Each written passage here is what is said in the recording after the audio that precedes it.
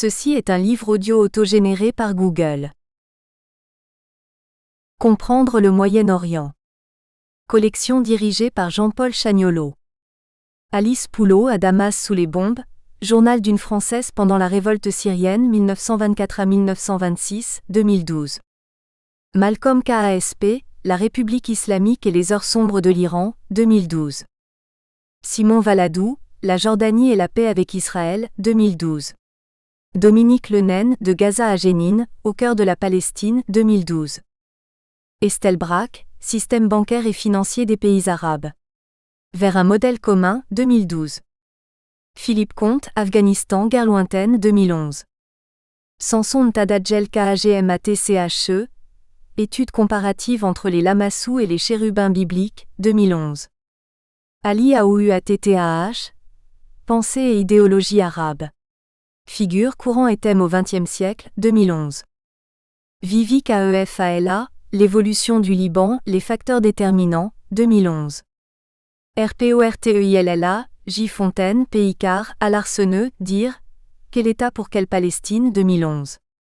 Guillaume Vareille, Les frontières de la Palestine. 1914 à 1947, 2010. Aline Baldinger, Israélien-Palestinien. Libre parole au-dessus du mur, 2010. Mohamed El Battiui, La gestion de l'eau au Moyen-Orient, 2010. François Sardar, Lawrence d'Arabie. Thomas Édouard, Cet inconnu, 2010. Marie-Thérèse Oliversaidi, Le Liban et la Syrie au miroir français, 1946 à 1991, 2010. André Poupard, Adaptation et immutabilité en droit musulman, 2010. Mohamed Gunad, Saïd Qutb. Itinéraire d'un théoricien de l'islamisme politique, 2010. Alireza Manafzadeh, La construction identitaire en Iran, 2009. Firouzeh Nahvandi, Dire, Mouvement islamiste et politique, 2009. Remerciements. Cet ouvrage est le fruit d'une recherche doctorale de longue haleine, permise et ou facilitée par de nombreuses personnes et organismes auxquels je tiens à adresser ma plus profonde gratitude. À mon épouse Céline, mes parents Michel et André, mes 4 frères Stéphane, Alex, Damien et Yves, ma famille et mes nombreux amis, Mehdi et Leïla au premier plan, pour leur soutien indéfectible. Ils sont mes propres tuteurs de résilience.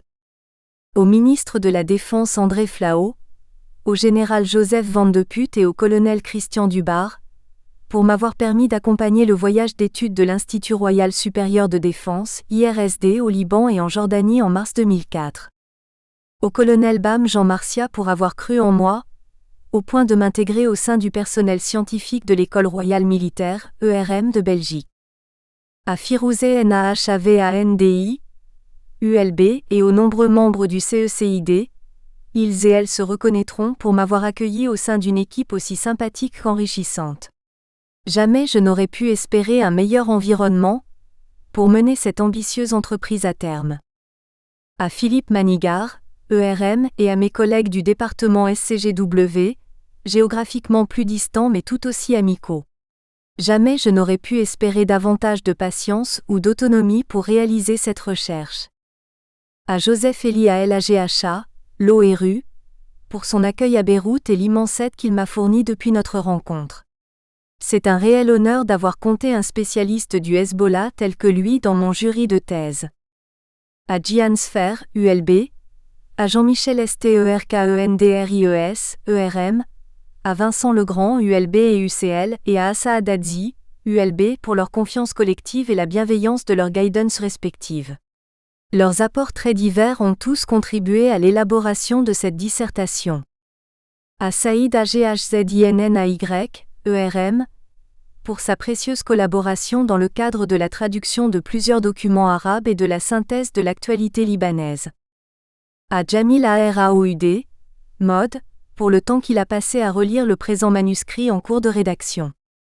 À Bruno Herin, ULB, pour sa persévérance à parfaire ma connaissance de la langue arabe et pour son aide dans la translittération des mots arabes de ce texte. À l'École royale militaire, ERM, au ministère de la Communauté française, MCF, et à la Fondation David et Alice Van Buren, ULB, pour les moyens financiers qui m'ont notamment permis de travailler depuis le Liban pendant plus de 6 mois entre octobre 2006 et avril 2008. À l'Institut français du Proche-Orient IFPO, à l'Université libanaise UL, à la Lebanese American University, LO, à l'International Crisis Group ICG, à l'Université Saint-Joseph USJ et à l'American University of Beirut, AUB, pour leur accueil institutionnel et l'accès à leurs ressources bibliothécaires primordiales. Dans ce cadre, je remercie tout particulièrement Sabrina Mervin, Franck Mermier et Arnaud Chabrol, IFPO, Bassam El Hachem et Ghassan El EZZI, UL, Joseph ALAGHA, LO et Patrick Henny, ICG pour le temps qu'ils m'ont consacré. Au Bureau des relations médiatiques du Hezbollah, pour m'avoir octroyé diverses autorisations dans le cadre de mes observations, et pour m'avoir organisé des entrevues avec les représentants de plusieurs départements du parti. Dans ce cadre, je remercie tout particulièrement Wafa HUTAYT, Hussein Rahal, Ali Fayad, Maher Alhaj, Hassan Saïd JASHI et le Cheikh Shafik JRAADEH. Enfin merci à Bruno, Bachar, Tasnim et Leila. Leur bonne humeur quotidienne a allégé la rudesse de la finalisation de ce travail. Remarque préliminaire. Par souci de simplicité et de lisibilité pour les non-arabisants, nous avons choisi de suivre le système de translittération arabe du International Journal of Middle East Studies, IJMES. En voici les principales conventions. Préface. Dans l'État multiconfessionnel qu'est le Liban, probablement l'un des plus diversifiés du Proche-Orient, les chiites, dont traite le livre de Didier Leroy à travers l'étude du Hezbollah, constituent environ 35% de la population musulmane, 60% de la population totale. Cette communauté, bien que reconnue, a pendant longtemps été peu organisée, ce qui explique probablement la place négligeable qu'elle a eue dès l'indépendance au niveau politique, voire sa marginalité. Cette situation change considérablement dès l'accession de Moussa Sadr comme chef de la communauté chiite, qui en fait un mouvement politique, crée le Conseil supérieur islamique chiite en 1967 et en prend la présidence peu après. Cet événement qui marque symboliquement un tournant, permet aux chiites de s'émanciper des institutions sunnites. Personnalité charismatique s'adressant particulièrement aux paysans et aux plus démunis, il réussit à donner espoir et dignité à l'ensemble de la communauté chiite du Liban, ruraux comme urbains, en mobilisant le mythe du martyr de Hussein et en lui donnant une nouvelle interprétation le présentant comme symbole de résistance et non plus de passivité, tout comme le fera plus tard Khomeini en Iran, en donnant de manière générale à la mort souvent violente des imams une signification politique qui passe des apostrophes. Un acte de sainteté à un sacrifice révolutionnaire.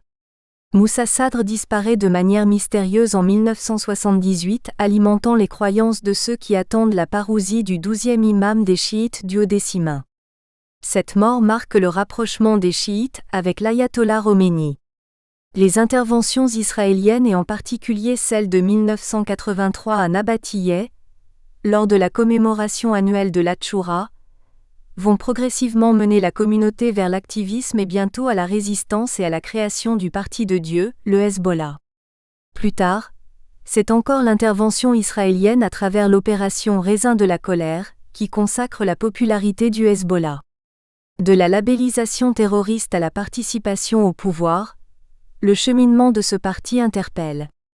Ses dirigeants ont fait preuve d'une clairvoyance remarquable et d'une capacité d'adaptation importante, qui ont transformé le mouvement en un acteur incontournable au Liban, reconnu voire respecté par toutes les communautés. C'est en avançant l'hypothèse de la résilience que Didier Leroy essaye d'expliquer le cheminement du parti. Faisant cela, il prenait un risque important, car prendre un concept ayant fait chemin dans une discipline, ici la psychologie individuelle, et l'appliquer à l'étude d'un mouvement politico-militaire pouvait sembler présomptueux et ou inadéquat. De même, cette utilisation peut déranger ceux qui sont habitués à l'application du concept à d'autres événements historiques.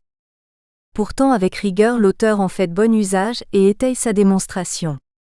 Bien sûr, Il reste la question de savoir si c'est vraiment le parti qui fait preuve de résilience, ou si finalement cette résilience n'est que la reprise d'une capacité que la communauté chiite a eue à rebondir et se maintenir, dès sa formation, face aux aléas de l'histoire et à la répression sanglante qu'elle a subie et qui a été illustrée par la mort violente de quasi tous ses imams. Toutefois, quelle qu'en soit la réponse, elle n'enlève rien à la finesse de la transposition de l'auteur. Que l'on condamne le parti ou qu'on l'encense, il faut considérer que le Hezbollah est le produit de son époque et de sa région, insiste Didier Leroy. Le Hezbollah a pris de plus en plus d'importance dans la vie politique du Liban, et parallèlement, il a fait aussi l'objet de positions très contrastées dans la communauté internationale, parfois correspondant à la réalité et parfois imaginées. Il ne laisse en tout cas pas indifférent, faisant l'objet de multiples controverses parmi les spécialistes, surtout à une période où les questions sécuritaires sont, plus que jamais, à l'agenda international. Lorsqu'un chercheur se lance dans un travail de longue haleine comme une thèse de doctorat, qu'il effectue un long travail de terrain et côtoie au quotidien les sujets de sa recherche, le risque est toujours grand de prendre parti, de s'embarquer dans une position purement critique ou empathique ou d'abandonner face aux difficultés. Pourtant, analyser un mouvement si controversé était une gageure dont Didier Leroy sort avec brio. Il a essayé de voir comment le Hezbollah se développe, voire s'épanouit, et se renforce dans les contextes de crise et d'adversité en déconstruisant les discours habituels sur ce parti. La démarche est originale et suivie avec beaucoup de rigueur et d'objectivité. Le regard extérieur est presque froid. À aucun moment il n'y a de la complaisance ou une critique qui n'aurait sa place dans un travail scientifique. Les faits sont observés, relatés avec le plus de neutralité possible.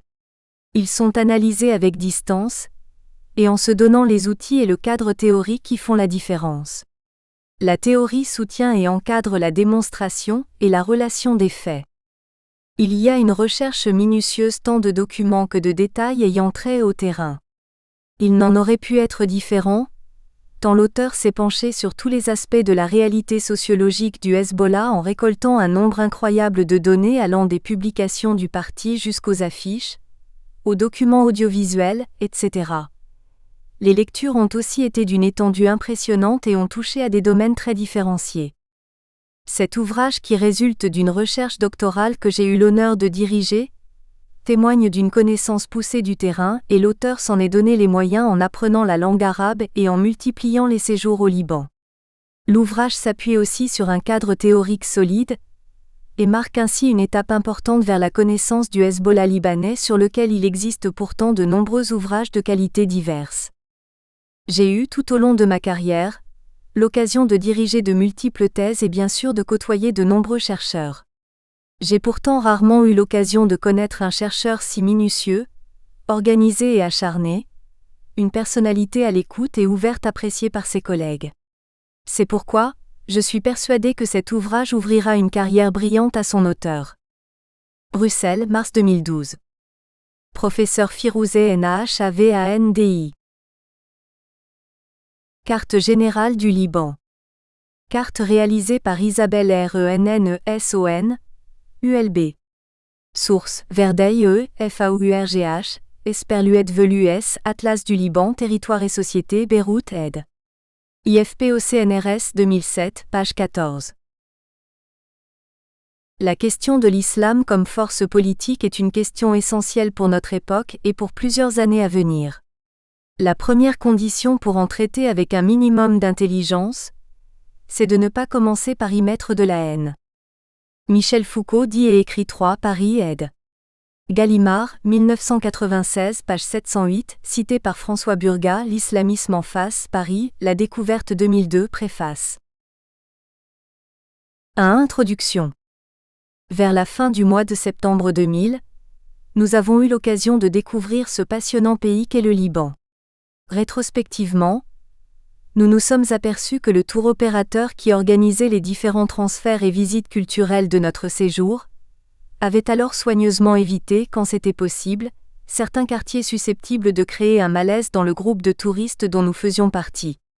La chose est assez compréhensible avec le recul, dans la mesure où l'omniprésence militaire syrienne plantait déjà dans Beyrouth un décor de vacances particulier. Les importants mouvements de troupes liés au déclenchement de la seconde intifada palestinienne entachaient d'autant plus la dimension balnéaire du littoral libanais. La visite des temples antiques de Baalbek dans la plaine de la Bekaa ne permet toutefois pas un grand choix d'itinéraire au départ de la capitale.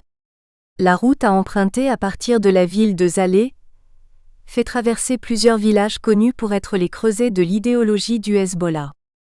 Notre premier contact avec l'objet de notre recherche remonte ainsi à une dizaine d'années, lorsque nous avons pu observer avec beaucoup de curiosité la propagande protéiforme du Parti de Dieu, qui venait de fêter le retrait israélien du sud du pays. Nous n'avions à l'époque pu qu'être intrigués par les chars israéliens exposés en trophée sur les ronds-points des villages, les affiches des martyrs s'échelonnant sur les réverbères des rues, les lance-roquettes suspendues entre certains bâtiments et les drapeaux foisonnant aux abords des échoppes. Le Hezbollah, jusqu'alors organisation terroriste à notre connaissance, était manifestement le héros local de cette région du Proche-Orient. Un an après ce surprenant constat, l'organisation Al-Qaïda commit les attentats tristement célèbres du 11 septembre 2001 sur le territoire américain. En réaction à ceci, l'administration Bush entama une lutte militaire, politique, légale et idéologique connue sous le nom de guerre globale contre le terrorisme. Dans les faits, cette guerre a jusqu'à présent consisté en une campagne militaire internationale menée en Afghanistan dès 2001 et en Irak à partir de 2003. Visant respectivement le régime des talibans et celui de Saddam Hussein, ces deux invasions ont eu pour cible officielle le militantisme islamiste. Au sein de cette nébuleuse ennemie, le Hezbollah libanais, pourtant chiite et farouchement opposé à Al-Qaïda, a acquis un statut particulier dans la mesure où le secrétariat d'État américain l'a désigné comme la principale menace à partir de la fin de l'année 2002. Hezbollah may be the A-team of terrorists while Al-Qaïda may be actually the B-team. Le galvaudage intensif du concept d'islamisme par les sphères médiatiques et politiques a depuis lors eu pour effet de catégoriser de manière simpliste et illusoire des phénomènes sociaux très différents de par le monde, dans le registre du terrorisme. Il faut admettre que dans le cas du Hezbollah, la tendance de ses dirigeants eux-mêmes à présenter leur parti comme un bloc islamiste politiquement homogène et rigide a contribué à diaboliser celui-ci auprès du grand public non arabophone, souvent peu ou mal informé. Quoi qu'il en soit, la communauté scientifique s'est progressivement attachée à déconstruire cette dangereuse équation. Dans le cadre de cet effort, nous avons entamé une recherche casuistique sur le phénomène Hezbollah, visant à mieux cerner ce fait social et à situer celui-ci au sein du vaste spectre des islams politiques. Ce projet se traduisait bien entendu par une étude longitudinale, diachronique, retraçant l'évolution de ce mouvement milicien devenu parti politique. La lecture de la littérature scientifique spécialisée nous a assez rapidement permis de discerner les deux paramètres selon lesquels notre objet est traditionnellement abordé. Certains auteurs travaillent sur l'idéologie du Hezbollah au départ des discours de ses dirigeants, d'autres traitent de sa structure au sens large sur base des pratiques du mouvement. Les académiciens dans le sillage desquels nous situons notre travail sont unanimes quant à l'impossibilité de fixer le Hezbollah au moyen d'une définition, tant l'évolution que celui-ci a connue sort globalement de l'ordinaire. Nous avons pu nous familiariser avec la réalité sociologique du parti de Hassan Nasrallah, dans le contexte difficile mais particulièrement intéressant, qui a suivi la guerre de juillet 2006. Le corpus de données que nous avons pu tant bien que mal constituer au Liban nous a amenés par induction à nous focaliser sur un aspect bien spécifique de l'identité sociale du Hezbollah. En effet, le drapeau du parti comporte un slogan qui l'autodéfinit de manière synthétique, la résistance islamique au Liban.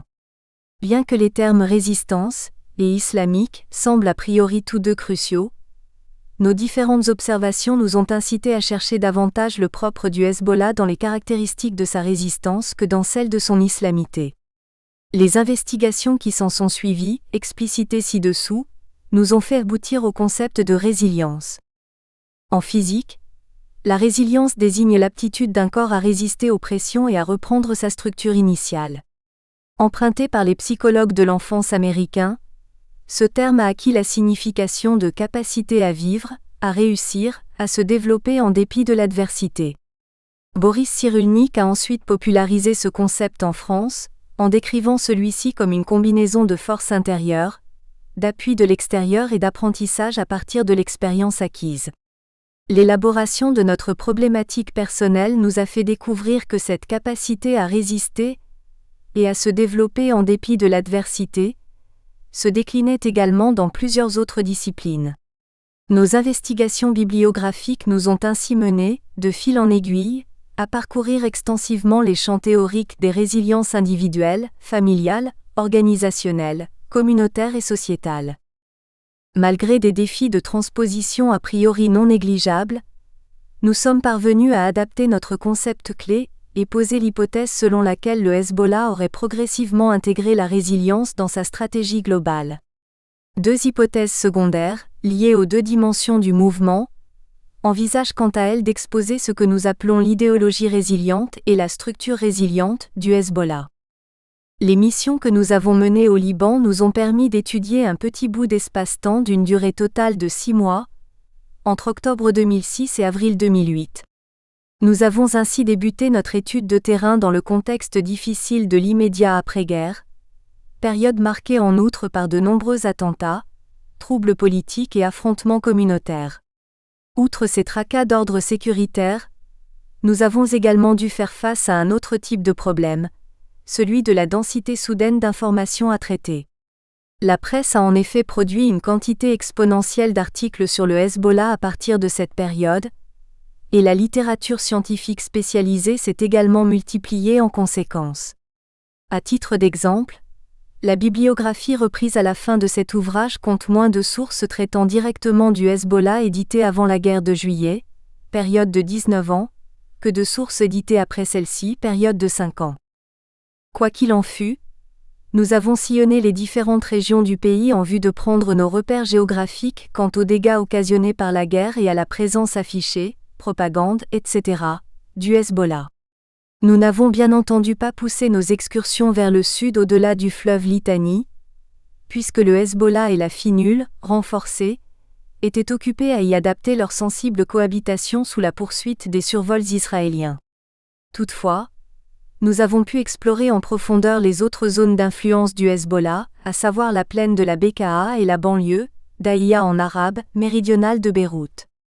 Nous avons poursuivi notre exploration de la région jusqu'à Damas, où nous avons pu noter une importante récupération de la victoire divine du Hezbollah par le régime en place au sein de la rue syrienne.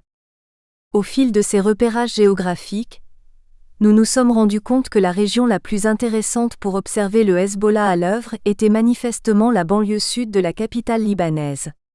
Malheureusement, la Daïa, considérée par beaucoup comme le véritable fief du Hezbollah, était la zone qui avait essuyé le plus de bombardements de la part de l'aviation israélienne durant le conflit de l'été 2006. Le périmètre surnommé le carré sécuritaire, Al-Mourabba al-Amni, de Harerek, où était installé le siège central de la plupart des institutions, politiques, sociales, médiatiques, etc., du parti était incontestablement le plus ravagé. Son paysage parfois apocalyptique, et l'atmosphère souvent putride qui en émanait, ne s'est a priori pas avéré être le terrain d'étude idéal, d'autant plus que sa population venait de réactiver des réflexes paranoïaques assez compréhensibles à l'égard des étrangers. Sabrina Mervin a décrit avec justesse la posture extrêmement inconfortable dans laquelle se retrouvent la plupart des chercheurs contemporains travaillant sur le Hezbollah. D'un côté, ils sont susceptibles d'être taxés d'angélisme, voire de complaisance, par les détracteurs du parti, et de l'autre, de se voir refuser l'accès au terrain par le Hezbollah, d'autant que certains de leurs travaux pourraient être utilisés contre lui, alors qu'ils partent d'un souci de documentation académique. Rétroactivement, nous estimons avoir été franchement chanceux lors de notre terrain, dans la mesure où le Hezbollah a presque complètement fermé ses portes aux observateurs extérieurs depuis la mort d'Imad Muniyeh en février 2008. La typologie des personnes interviewées est assez simple. Il s'agit d'une part de spécialistes du Hezbollah et d'acteurs clés, dont la liste s'est étoffée par effet boule de neige au fil de nos rencontres. Il s'agit d'autre part de cadres issus de différents départements du Hezbollah, contactés à l'issue de la procédure officielle prévue à cet effet. Nous avons par après opter pour un traitement catégoriel vertical, interview par interview, des informations récoltées, dans la mesure où nos questions, tardivement exploratoires, avaient fortement varié en fonction de nos interlocuteurs. Vu le caractère inégalement utile des propos récoltés, nous n'en citons que sporadiquement les passages pertinents au fil du texte. Il a été relativement simple dans un premier temps, de prendre nos repères au sein des zones d'influence globale du Hezbollah. Mais progressivement, s'est posé le problème de savoir précisément où et quand celui-ci allait se manifester activement. Le suivi de la presse quotidienne locale combiné aux informations obtenues auprès de nos différentes personnes de contact nous ont heureusement permis de mener un certain nombre d'observations directes, inégalement participantes, de différents événements organisés par le Hezbollah. 1. Nous avons pu régulièrement nous rendre dans le village des tentes installé par les partis d'opposition menés par le Hezbollah, dans le centre-ville de Beyrouth à partir de décembre 2006. La manifestation de masse, organisée dans ce même cadre le 10-12-2006, a vu presque la moitié de la population libanaise dans les rues de la capitale, et nous a permis d'écouter le cheikh Naïm Kassem, vice-secrétaire général du Hezbollah, s'exprimer sur la place Riyad el-Soul. 2. La commémoration d'Achoura, qui s'est déroulée du 20-1-2007 au 29-1-2007, nous a permis d'effectuer une observation quotidienne des activités qu'organise le Hezbollah pour l'occasion dans son principal lieu de rassemblement de la Daïyeh, Moujama Saïd al-Chouada dans le quartier de Harerek, et des apostrophes. Y écouter notamment son leader Hassan Nasrallah en personne, chose devenue rarissime depuis la guerre de 2006. Rappelons au passage que celui-ci était à l'époque la personne la plus recherchée, et menacée, du Proche-Orient. Le dispositif de sécurité était proportionnellement impressionnant.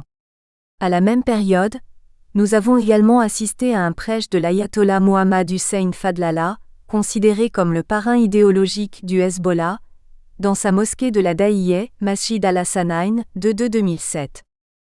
3. Nous avons ensuite pu visiter le 22-9-2007, une exposition en plein air organisée par le Hezbollah dans la Daïyeh à l'occasion du premier anniversaire de sa victoire divine contre Tsahal. Baptisée la Maison de l'Araignée, Beit al-Zankabu, celle-ci s'est révélée être une nouvelle forme de propagande développée par le parti, invitant le visiteur à découvrir une armée israélienne, mythiquement indestructible, aussi fragile qu'une toile d'araignée. 4. Enfin, nous avons obtenu l'autorisation d'assister à la cérémonie de fin de deuil, période de 40 jours s'étant terminée le 24-3-2008, de Imad Muniyeh, toujours dans la banlieue sud de Beyrouth. Considéré comme étant le chef de la résistance islamique, branche armée du Hezbollah, celui-ci avait été victime d'un attentat à la voiture piégée le 12-2-2008 dans un quartier périphérique de Damas. Il fut élevé au rang de martyr de première catégorie, aux côtés du cheikh Ragheb Harb et du Sayed Abbas al-Moussaoui, comme le montraient plusieurs panneaux monumentaux suspendus pour l'occasion. La partie théorique de cet ouvrage comporte 2 chapitres. Le premier dresse un état des lieux quant au débat qui gravite autour du Hezbollah dans la littérature scientifique, et explique ce qui nous a incités à nous tourner vers la théorie de la résilience. Le deuxième explore en profondeur les multiples dimensions de ce cadre théorique encore partiellement émergent, et présente les modalités de transposition qui nous ont permis de rendre opératoire le concept central de résilience. La partie empirique de la démonstration s'articule quant à elle en 3 étapes. 1. Un chapitre historique retrace succinctement le cheminement de la communauté chiite du Liban et permet la nécessaire contextualisation de notre problématique. 2. Un chapitre descriptif présente d'une part les 3 grandes phases de maturation idéologique par lesquelles est passé le Hezbollah depuis son émergence, et d'autre part les 5 composantes principales de la société Hezbollah telles que notre étude de terrain nous l'a fait connaître. 3. Enfin, un chapitre analytique met en perspective les différents indicateurs retenus par notre modèle d'analyse et détectés au sein de notre corpus. Celui-ci comporte un nombre important d'articles de presse électronique et de documents collectés au Liban depuis la guerre de juillet 2006. En guise de conclusion, nous tentons de synthétiser les éléments tant théoriques qu'empiriques de notre recherche, notamment en y reprenant les résultats de l'analyse et en proposant une réflexion globale sur la pertinence de lire les métamorphoses idéologiques et structurelles du Hezbollah à la lumière de la théorie de la résilience. Aucun malheur n'est merveilleux. Mais quand l'épreuve arrive, faut-il nous y soumettre? Et si nous combattons, quelles armes sont les nôtres? Boris Cyrulnik, Un merveilleux malheur. Paris, ed. Odile Jacob, 1999, page 9. 2. Théorie. À état de l'art, la complexité du débat Hezbollah. 1. Le choc des représentations sociales. A. Le problème de l'objectivité. Prétendre faire du Hezbollah libanais une étude objective relève d'un redoutable défi, tant le débat qui gravite autour de celui-ci oppose des représentations sociales antinomiques. Sabrina Mervin exprime ainsi le problème. Pour appréhender le Hezbollah, il convient d'abord de se départir des usages et des clichés qui en font au pire une milice chiite intégriste, et au mieux un parti islamiste. Ces représentations sont produites par des constructions discursives radicalement opposées, qui s'affrontent dès qu'il est question de l'identité de l'organisation. Ces discours incompatibles sont celui du terrorisme et celui de la résistance. Pour le premier, le visage du Hezbollah est celui de l'ennemi. Il s'agirait d'une excroissance roméiniste au Liban, ayant recours aux opérations suicides en vue d'atteindre son objectif ultime de destruction d'Israël.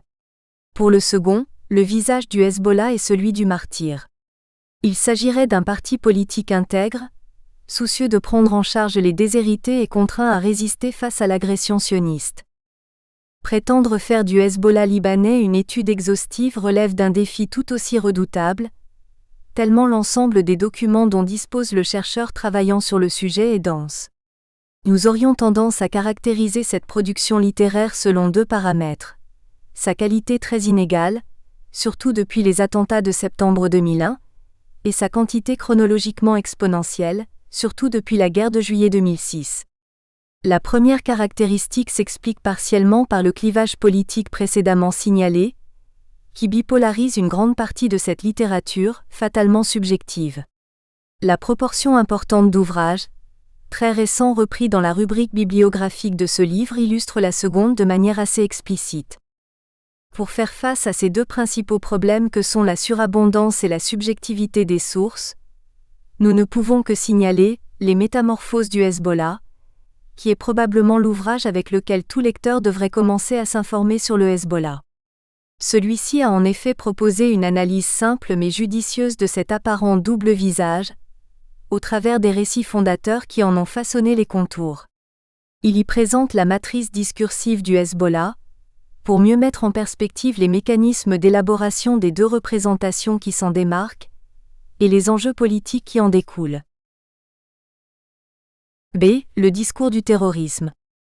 What Hezbollah did in South Lebanon was not terrorism. It was resistance because it was directed solely at military targets. But this is not the sum of Hezbollah, which is on the terror list for a host of other reasons for its terrorist action. It is a terrorist organization. Absolutely. Le discours du terrorisme, construit par Israël et largement repris par les États-Unis, est souvent véhiculé par la littérature alarmiste des dits experts en sécurité.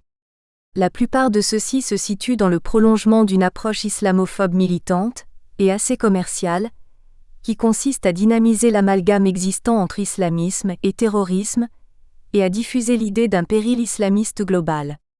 Parmi eux, ceux qui ont écrit spécifiquement sur le Hezbollah ont davantage produit des fiches signalétiques que des véritables analyses sociopolitiques de celui-ci. La catégorisation ontologique du Hezbollah et de ses comportements, que ces auteurs ont tendance à opérer, y suggère presque systématiquement le monolithisme idéologique et structurel de celui-ci. Or le Hezbollah, comme tout acteur politique, est bien entendu soumis à des rapports de force internes, et ce en premier lieu sur l'enjeu de son identité. L'apport descriptif de certaines de ces sources est toutefois non négligeable. Pour cette raison, nous y avons recouru sporadiquement pour les informations purement factuelles qu'elles présentent, dans le domaine militaire notamment. C. Le discours de la résistance. Hezbollah was not hatched an evil plot to destroy Israel, but rather an almost begrudging attempt to defend a community whose patience for oppression, be it foreign or domestic, had finally run out. Israel has every right to fear its longtime tormentor, but none to call them terrorists. Le discours de la résistance, construit par le Hezbollah et largement repris par ses alliés régionaux que sont la Syrie et l'Iran, est quant à lui relayé par la littérature altermondialiste et la rue arabo-musulmane, d'une manière générale. Plaçant dès l'abord le mouvement dans une dynamique opposant les oppresseurs et les opprimés, il utilise globalement les mêmes outils de propagande pour présenter le Hezbollah comme un parti-providence cycliquement confronté au terrorisme d'État de l'entité sioniste. Bien que le discours de l'angélisme puisse a priori ne pas présenter davantage d'intérêt que celui de la diabolisation aux yeux du chercheur, nous aurons recours à celui-ci dans le cadre de notre analyse du récit de vie du Hezbollah, puisque certains de ces textes recèlent le méta-récit du mouvement. Nous nous efforcerons bien entendu de traiter ce pan de la documentation, qui émane directement du Hezbollah, en gardant la distance nécessaire à l'idéal de neutralité axiologique weberienne. D. La question Hezbollah. Ce que nous pourrions appeler la primordiale question Hezbollah se situe bien au sein de la controverse liant son identité au concept de terrorisme. Une grande partie de la littérature académique qui lui est consacrée nous le confirme. La grille de lecture dichotomique proposée par Jean-Loup Samahan constitue à cet égard un outil indispensable. Elle permet de défricher avec discernement cette masse bipolaire de documentation et fournit l'appareillage qui permet d'en utiliser sporadiquement les sources problématiques. Dans le cadre de cet état de l'art sur le Hezbollah, notre premier objectif consiste à dégager la problématique scientifique qui nous intéresse du débat purement idéologique qui a tendance à la phagocité. En effet, une expertise plus analytique sur le Hezbollah, visant à dépasser ce débat sans fin sur l'essence terroriste, s'est développée dans le champ des sciences humaines, en marge de l'effervescence idéologique évoquée ci-dessus. Une élite de chercheurs, surtout libanais et français, est parvenue à alimenter un véritable débat de fond dans leur modeste cercle d'influence sur l'évolution du mouvement, thématique souvent réduite à la question de sa libanisation. Notre second objectif est quant à lui de discerner et de caractériser synthétiquement les apports successifs de ces spécialistes qui ont jalonné la compréhension du phénomène Hezbollah dans sa dynamique diachronique. Si la guerre de juillet 2006 a déclenché un véritable engouement pour l'étude de ce mouvement, et donc aussi multiplié les sources intéressantes qui en traitent, nous nous efforcerons de mettre uniquement en perspective les contributions qui ont véritablement marqué leur discipline et plus spécifiquement l'objet de notre recherche personnelle, l'évolution idéologique et structurelle du Hezbollah.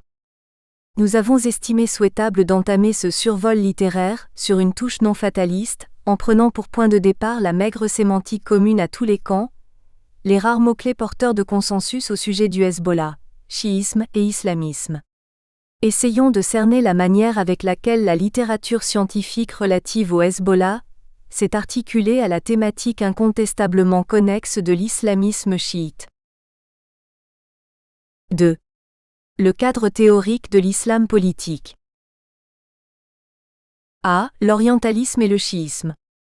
Initialement, c'est le milieu de l'orientalisme qui s'est attaché à étudier, dans une optique très historico-philosophique, cette version ésotérique de la religion islamique qu'est le chiisme. Nous ne nous étendrons pas sur la littérature très dense qui en est issue, mais mentionnerons néanmoins les importants éclairages qu'ont encore pu apporter récemment certains auteurs héritiers de la discipline sur la spiritualité chiite. Dans le même esprit, nous nous contenterons de citer certains ouvrages de référence plus transdisciplinaires sur le chiisme, incontournables pour cerner les fondements, l'imama, la martyrologie, Ashura, etc. de l'expression proprement politique de celui-ci, l'islamisme chiite. B. Les sciences humaines et l'islamisme. La vision académique de l'islam politique peut, elle aussi, être grossièrement schématisée comme bipolaire. La première famille d'auteurs, certainement la plus médiatisée, a pris appui sur les expressions les plus radicales du phénomène pour construire une explication de sa globalité. La seconde, a mis l'accent sur la dimension culturelle, identitaire et nationaliste du phénomène, nuançant sa portée strictement religieuse, considérant comme relativement marginale sa composante extrémiste et dénonçant par-dessus tout l'hypothèse de son antinomie réputée avec les dynamiques de modernisation sociale et de libéralisation politique. Nous situons très modestement dans le prolongement de cette dernière approche. Nous nous référons à la définition simple mais nuancée que propose Abderrahim Lamchichi du concept d'islamisme. Celui-ci l'envisage comme tout un ensemble de courants contestataires, nés dans des contextes de crise socio-économique et de malaise identitaire très divers, mais présentant tous une lecture résolument idéologique de l'islam. L'islamisme, qui se définit largement en réaction contre l'impérialisme culturel occidental, montra assez rapidement son incapacité à offrir un mode de vie en phase avec la société urbaine moderne. À cet égard, il est curieux de constater que le chiisme est un objet d'étude sociopolitique tardif en Europe, dans la mesure où rétrospectivement, c'est lui qui a à la fois permis l'achèvement de l'idéologisation de l'islam et signé l'échec du projet islamiste. Cet état de fait trouve probablement son fondement dans un raisonnement qui consiste à établir une analogie présomptueuse entre la représentation démographique et le poids politique d'une population donnée. Les mouvements chiites, islamistes et autres, d'opposition aux régimes établis sont, depuis les années 1960, des acteurs importants vis-à-vis des enjeux politiques régionaux et nationaux au Moyen-Orient. Ce n'est pourtant qu'à partir des années 1970 que les communautés dont ils émanent firent parler d'elles dans nos régions, à travers les contextes violents de la guerre civile au Liban, 1975 à 1990, de la révolution islamique en Iran, 1979, et de la première guerre du Golfe opposant l'Iran à l'Irak, 1980 et 1988. C. La révolution iranienne et l'islamisme chiite. L'instauration de la guidance du docteur de la loi, Velaya Faqih, par l'ayatollah Khomeini en Iran constitua incontestablement la déflagration qui poussa les sciences humaines, il y a une trentaine d'années, à s'intéresser de manière centrale à l'islamisme chiite. En est issue une littérature abondante, qui a proposé des analyses de grande qualité à chaud, puis à froid. Toutes ces études sociopolitiques, bien que s'exprimant avec un recul différent, ont notamment souligné la spécificité de ce phénomène révolutionnaire et l'importance du facteur socio-économique dans son déclenchement. Les auteurs ayant travaillé par la suite sur le chiisme contemporain d'une manière plus globale, ont d'ailleurs continué d'aborder le sujet sous l'angle de la protestation sociale vis-à-vis des pouvoirs en place, en Iran et ailleurs. Il a ainsi pu être démontré comment l'islam chiite a particulièrement fait l'objet d'une relecture à la fois gauchiste et conservatrice qui en a fait une idéologie révolutionnaire. L'expression « chiisme rouge » de l'idéologue islamiste Ali Shariati parle d'elle-même à cet égard. L'essoufflement révolutionnaire de l'Iran des années 1990 et ses effets sur sa politique étrangère poussèrent plusieurs spécialistes à annoncer le déclin, voire l'échec de l'islamisme. L'échec iranien constitua en réalité une crise des concepts d'État islamique et de guide suprême, imputée à la surpolitisation, l'iranisation et la sécularisation du religieux. L'islamisme, en survalorisant l'État, dévalua en effet la religion. Il marqua donc le triomphe du politique, pas celui de l'islam. D. Le post-islamisme. Cette désillusion de l'Oumma produisit l'idée du post-islamisme, qui consiste très grossièrement à réislamiser une société sans avoir pour objectif d'en prendre le pouvoir, une sorte de privatisation de la réislamisation. Cette évolution serait caractérisée par la dissociation du politique et du religieux, pour sauver le religieux du politique, provoquant l'apparition d'un espace de laïcité pour le premier, et le redéploiement du second dans la sphère individuelle. Son penseur emblématique, Abdolkarim Soroush, envisage bien entendu toujours une société religieuse, mais seulement dans la mesure où la somme des individus qui y appartiennent le sont culturellement. La forme d'islamisation post-islamiste correspond non à un déclin de la religion, mais à une forme de laïcisation de l'espace dans lequel les pratiques religieuses se développent. L'islam, reconnaissant en somme son incapacité à s'affirmer dans un topo, politique et légal, qu'il n'a pas créé, en vient définir par dépit, un espace de laïcité. L'islamisme, qui envisageait une islamisation révolutionnaire du haut vers le bas, fit progressivement place au post-islamisme, qui engagea un processus d'islamisation sociale du bas vers le haut. Est l'islamo-nationalisme. Dans le cadre de cette vision de l'islamisme, nombre de mouvements djihadistes furent progressivement considérés comme des partis islamo-nationalistes, intégrant le jeu politique des États dans le cadre desquels ils évoluaient.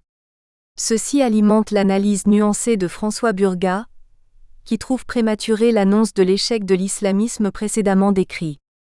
Force est de constater, selon lui, que la rhétorique islamiste est parvenue à convaincre une opinion qui est loin de s'y reconnaître entièrement. Il existerait donc dans la recette des fous de Dieu d'autres ingrédients que ceux qui voient leurs adversaires. L'intégrisme ne serait pas le moteur de la mobilisation islamiste. Le développement, voire l'arrivée au pouvoir de l'islamisme passerait par sa social-démocratisation. Le rapprochement sémantique et tactique du nationalisme arabe laïque vis-à-vis de l'islamisme est manifeste. C'est ce rapprochement qui esquisse peut-être les bases de la stabilité politique arabe de demain. Burgat poursuit que des courants comme le Hezbollah, notamment créés en réaction à l'invasion israélienne, ont peut-être eu en eux ces germes d'islamo-nationalisme depuis leur création, et que le terme post-islamisme n'est finalement qu'une nouvelle manière de décrire la réalité de l'islamisme. Nous rejoignons partiellement cette opinion en ce qui concerne le cas du Hezbollah, dans la mesure où le mouvement s'est déjà prononcé avec logique sur le sujet. Nous n'avons jamais changé nos principaux axes politiques. Ce changement est une illusion d'optique, c'est un changement du regard et non de l'objet. Il vient principalement du fait que la connaissance que les observateurs extérieurs ont du Hezbollah s'est approfondie au fil du temps. Ils en concluent alors que le Hezbollah a changé. L'arrivée de Hassan Nasrallah en 1992 n'a pas modifié le Hezbollah. Simplement, elle coïncide avec la fin de la guerre qui a évidemment changé nos priorités. Quant à la décision du Hezbollah de participer aux élections de 1992, il ne s'agit pas d'un changement de cap. Il n'y avait pas eu d'élection depuis 1972. Il y a simplement eu un débat au sein du parti, comme dans tous les partis, puis un vote où une majorité s'est exprimée en faveur de la participation aux élections. Toujours selon le raisonnement de Burgat, le rythme de l'intégration de cette génération d'acteurs politiques à la scène légale dépendrait finalement moins de son évolution idéologique que de l'ouverture démocratique des régimes eux-mêmes. Ces derniers seraient donc voués à être face aux opposants islamistes, qu'ils méritent. Le renouveau chiite. La première décennie de ce XXIe siècle a été marquée par des dynamiques assez imprévues dans les trois grands foyers chiites du Proche-Orient.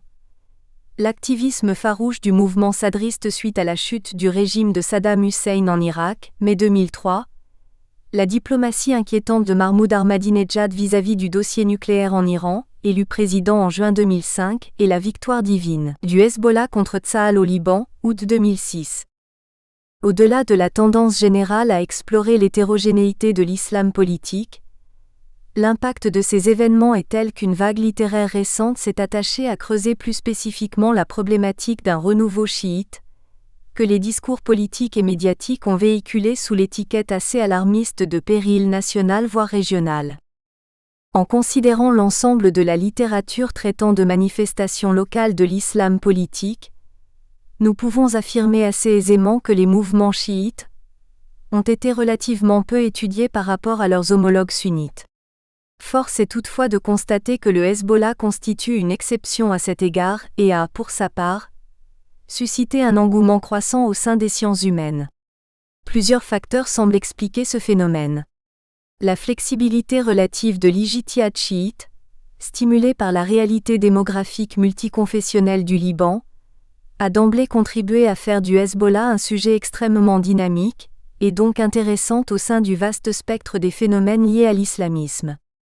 La communauté chiite du Liban, devenue la plus importante sur le plan démographique, est aussi la seule à avoir préservé son arsenal milicien à travers la résistance islamique, la composante armée du Hezbollah qui aurait par ailleurs étendu ses réseaux d'influence en Irak. Le Hezbollah, au fil de ces dernières années, est en outre parvenu à placer la communauté chiite historiquement faible sur le plan institutionnel, dans une position puissante d'arbitre du jeu politique libanais. Enfin, en tant que principal relais de l'influence iranienne dans le monde arabe, les initiatives de Hassan Nasrallah ont très souvent été interprétées comme autant d'indicateurs des orientations de la politique étrangère de Mahmoud Ahmadinejad. 3. L'expertise empirique sur le Hezbollah. A. L'indispensable chronologie des événements. Hezbollah, A Short Story, est le seul ouvrage dont l'objectif explicite est de retracer l'évolution du Hezbollah avec les outils de l'historien. Spécialiste de la communauté chiite du Liban ayant produit un ouvrage de référence sur le mouvement Amal, Augustus Richard Norton y propose un récit clair et succinct des événements importants du cheminement du Hezbollah. S'appuyant sur la littérature préexistante et sur les entretiens qu'il a pu obtenir auprès d'acteurs et d'observateurs dans le cadre de sa position au sein de l'ONUST, l'auteur a dressé une chronologie fiable à laquelle nous nous sommes régulièrement référés. Nous avons trouvé pertinent de commencer notre survol littéraire en signalant cet ouvrage, dans la mesure où le contexte historique qui y est explicité est fondamental, et permet notamment de comprendre l'évolution du débit et des orientations de la littérature qui nous intéresse. De manière schématique, la ligne du temps qui en ressort nous incite à distinguer trois grandes phases du développement de la recherche correspondant grossièrement aux 3 dernières décennies écoulées, les années 1980, 1990 et 2000. Chaque période a vu quant à elle se moduler le traitement du thème permanent de l'identité du Hezbollah autour de 2 axes constitutifs principaux. Un axe idéologique, au sens large, science d'un système abstrait d'idées, et un axe structurel, au sens large, organisation des éléments d'un système réel. Chaque auteur, cherchant à explorer la double dimension de l'objet Hezbollah, fut bien entendu enclin à se concentrer davantage sur un aspect ou l'autre dans le cadre de sa recherche personnelle. Pour certains, la tendance s'explique surtout par l'éventail des outils scientifiques mobilisés. Pour d'autres, le champ d'investigation fut balisé par la culture du secret du Hezbollah. B. Le contexte difficile des années 1980. Les débuts de la recherche empirique sur le Hezbollah ont fortement été obstrués dans les années 1980 par l'opacité des périodes de la guerre civile et de l'immédiat après-guerre au Liban d'une part, et la clandestinité initiale du mouvement d'autre part. Les chercheurs furent cantonnés pendant un temps à travailler sur la communauté chiite dans son ensemble, ou sur certaines de ses figures publiques comme l'ayatollah Mohammad Hussein Fadlallah. Il fallut ainsi attendre le tournant des années 1990 pour voir publier les premières études traitant directement du Hezbollah libanais, effectuées à la fin des années 1980. Ces premières études spécialisées s'efforcèrent tant bien que mal à prendre du recul par rapport aux funestes événements qui avaient rendu le mouvement célèbre. Lorsque celles-ci y parvinrent, elles décrivirent déjà celui-ci comme la manifestation d'un islam politique surprenant de dynamisme. Martin Kramer fut le premier à fournir une description assez intéressante de la logique morale du Hezbollah. Il insista dans ce cadre sur la nature avant tout religieuse du leadership et de l'idéologie du mouvement. Hezbollah differs from other Lebanese militia in a fundamental respect. Its leader, nearly all of whom are Shiite cleric, have fashioned in their own means and those of their followers a revolutionary vision of a new Lebanon. Hezbollah's declared aim is the creation, sooner or later, of an Islamic State in Lebanon. Le Hezbollah cadrait en effet alors assez bien avec la définition qu'Olivier Roy proposait des mouvements islamistes. Nous appelons islamistes les mouvements qui voient dans l'islam une idéologie politique et qui considèrent que l'islamisation de la société passe par l'instauration d'un État islamique, et pas seulement par la mise en œuvre de la charia. L'auteur nuança toutefois ses propos en évoquant le débat intraclérical qui se déroulait quant à la moralité et la licité des moyens à mettre en œuvre pour atteindre cet objectif d'établir un régime islamique au Liban. Il mit par ailleurs en perspective un paradoxe essentiel du Hezbollah, en interprétant la structure non formelle avouée du Parti de Dieu, rassemblant inévitablement l'ensemble des musulmans comme un indicateur de son orientation charismatique. Il finit par décrire, en recoupant les propos des porte-paroles du mouvement, le Hezbollah comme un mode de vie, qu'une coalition d'oulémas chiites a pu dès 1982, grâce à l'aide matérielle de l'Iran, hiérarchiser et organiser en un mouvement politique armé. Ne le qualifiant lui-même pas de parti au sens politique du terme, il cita l'ayatollah Fadlallah qui faisait alors remarquer que tous les partis politiques libanais de l'époque étaient armés et pourtant considérés comme tels. Le politologue Assad Abouralil apporta dans la foulée une piste de réflexion assez fertile par la suite, consistant à comparer certains aspects de l'islamisme à ceux du communisme. Ces hypothèses amenèrent notamment à établir des similitudes entre les discours respectifs de l'ayatollah Khomeini et de Karl Marx d'une part, et à retrouver l'organisation hiérarchique forte des partis communistes au sein de l'organigramme du Hezbollah d'autre part. C. L'ouverture aux sciences humaines des années 1990.